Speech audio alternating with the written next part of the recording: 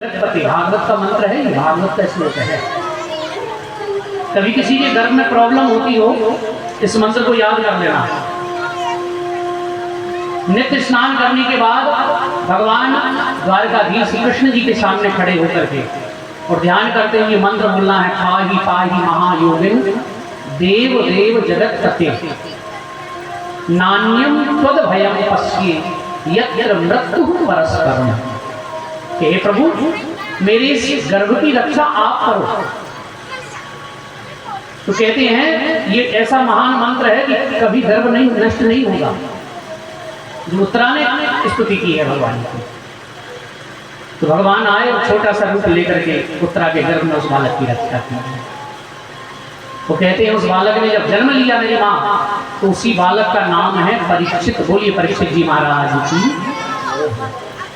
और परीक्षित का जब जन्म हुआ तो परीक्षित जी रोए नहीं। बताइए, बेटा जब जन्म लेता है, बेटी जन्म लेती है तो रोती है, रोता है, लेकिन परीक्षित जी रोए क्यों नहीं? इसलिए नहीं रो रहे हैं, जन्म लेकर के दसों दिशाओं को देख रहे हैं कि जिसकी मैंने गर्भ में जिसका दर्शन किया वो मुरली मनोहर श्याम सुंदर कहाँ है? कि संसार के लोग, कोई तो कह रहा है तू मेरा बेटा है, तू मेरा नाती है, तू मेरा पोता है, लेकिन वो कहाँ है जिससे वास्तव में मेरा सच्चा रिश्ता है? और ये कथा परीक्षित की नहीं है, हम और आपकी भी यही कथा है। हम और आपको गर्भ में भगवान जब मिलने आते हैं, लेकिन हम बाहर आते हैं उनको भूल जाते हैं। ये हमारी स्थिति है। धीरे धीरे परीक्षित जी बड़े हुए और परीक्षित का जब जन्म हुआ उसी समय द्वापर युग पूरा होने वाला था, कलयुग लगने वाला था। भैया ध्यान से सुनना, बड़ी अच्छी कथा है। द्वापर युग जैसे ही समाप्त हुआ, भगवान कृष्ण द्वापर युग में आए, लीलाएं पूरी की और कहते हैं द्वारका पूरी समुद्र में डुबा करके भगवान धराधाम को छोड़कर जाने लगे।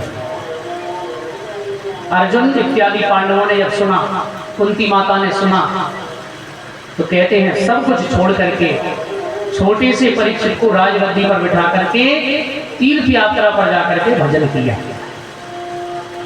ये कथा हमें भी निर्देश देती है कि जब बुढ़ापा आने लगे, भैया ध्यान से सुनो। अच्छा, एक बात और है, बूढ़ा होना कोई नहीं चाहता कि हम बूढ़े हो जाए। बुढ़ापा अपने आप आता है।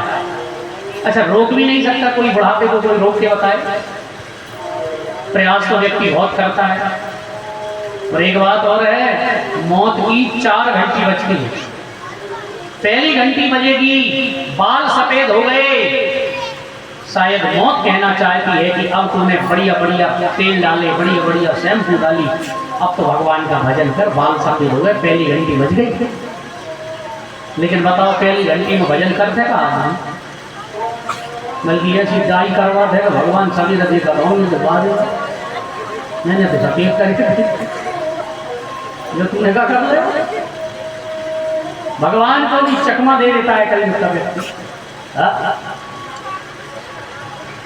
भगवान कहते हैं ठीक है, पहली घंटी बजी, माला नहीं ली, दूसरी घंटी बजी, आंखों से दिखना कम हो गया। मौत कहती है दूसरी घंटी बज गई, तूने बहुत सिनेमा देखे, बहुत रंगरेलियां देखी, बहुत नाच गाने देखे, अरे अब तो बाहर का देखना बंद कर, संसार को मत देख, हृदय में राम को देख, कृष्ण को देख। लेकिन बताओ, दूसरी घंटी में भी लेते का माला हम, बल्कि ऐसा बढ़िया चश्मा लगवा दें, पहले से ज्यादा दर्शन लगे, लेकिन माला नहीं लेंगे। भगवान कहते हैं ठीक है, दूसरी घंटी में माला नहीं ली, तीसरी घंटी बज गई, 32 दांत निकल के बाहर आ गए। मौत कहती है चनाचोर गरम खाया, मिर्च की पकौड़ी खाई, बड़े बड़े मालपुआ खीर खाए, अब तो दलिया पी, दूध पी, भजन कर। इसलिए दांत गिरते हैं। नहीं तुम सोचा तो सही मैं यहाँ निकाली हमारा भगवान क्या होगा। अब तो खावे के दिन आए थे। अच्छा, एक बात और, बुढ़ापे में भगवान दांत इसलिए भी ले लेते हैं वापस कि हमारे पेट की मशीन कमजोर हो जाती है। और भगवान जानते हैं कि बड़ा चटोरा है ये जीव, मशीन है जाती कमजोर, और अगर मैंने दांत नहीं छुड़ाए इससे तो ये मिर्च की पकौड़ी खाए वो पचे हुए हैं। अच्छा, और छोटे से बालक को भी भगवान पूरा शरीर दे देते हैं, हाथ बना देंगे, पैर बना देंगे, कान, नाक, आंख सब बना देंगे, लेकिन दांत नहीं बनाते। बताओ, दांत वालों बेटा जन्मों का कोई है? अच्छा, थोड़े से दांत दे दें, 2-4, भगवान की कौन सी बड़ी बात है, हाथ पांव बन। अरे भगवान इसलिए दांत नहीं देते मेरी मैयाओ, भगवान जानते हैं कि ये बड़ा चटोरा है, और मैंने अगर दांत दे रहा हो जाके पेट की मशीन है कमजोर, अब जाए दूध ही पचे हो। और जैसे ही मशीन मजबूत होती है भगवान दांत देने लगते हैं, और जैसे ही दांत दिए महाराज खूब बढ़िया खाने पीने लगते हैं, और जैसे ही बुढ़ापा आओ तो तीसरी घंटी बजी, भगवान ने कहा मशीन फिर कमजोर, वापस कर। ये भगवान की व्यवस्था है। अच्छा, कई लोग तो कहते हैं महाराज कितना बढ़िया शरीर ठाकुर जी ने बनाया, आंख बनाई, नाक बनाई, कान बनाए। अच्छा, सुनते तो इस छिद्रों से हैं, फिर ये 50 ग्राम मिट्टी क्यों लगा दी? देखिए भगवान कितना जानते थे कि कलयुग में लोगों को चश्मा की जरूरत पड़ेगी, स्टैंड पहले से तैयार। अच्छा, नहीं कील ढुकवाने पड़ती, हाँ सर्जरी होती, कील लगती, कहीं कुछ होता, पहले से चश्मा के लिए स्टैंड भगवान ने तैयार कर दिया। और ये शरीर जैसी, इस शरीर एक मकान है, और इसको बनाने वाला कारीगर कौन है मैया? भगवान, परब्रह्म परमात्मा। बताओ, ऐसा मकान भगवान ने बनाया, ऐसा मकान संसार में कोई नहीं बना सकता। बताओ, संसार का कारीगर बना सकता है आंख, संसार का कारीगर बना सकता है खून, संसार का कारीगर बना सकता है हड्डी,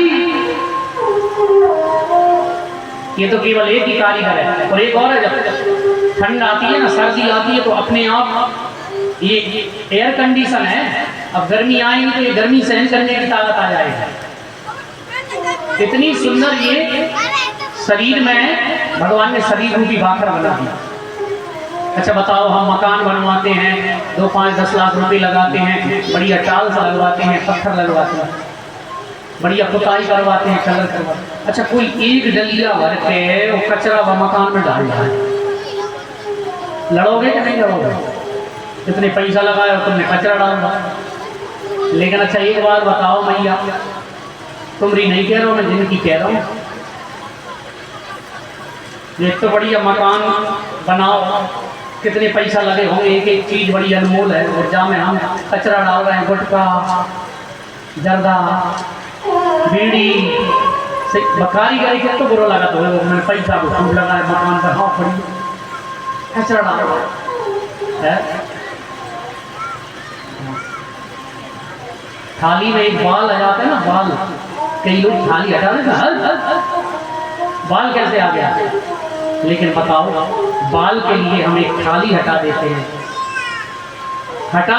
हैं, वो थाली जिसमें एक बाल होता है, लेकिन भूल जाते हैं अंडा खाते समय तो उसमें भी किसी का लाल होता है। अरे उसमें तो किसी का लाल, किसी का बेटा बैठा है, हम एक बाल को देख करके थाली हटा देते हैं, भोजन नहीं करते। लेकिन वही इंसान किसी का लाल अपने शरीर को मोटा बनाने के लिए लाल खाता, इस शरीर को कब्रिस्तान बना दिया, इस शरीर को कचरा खाना बना दिया।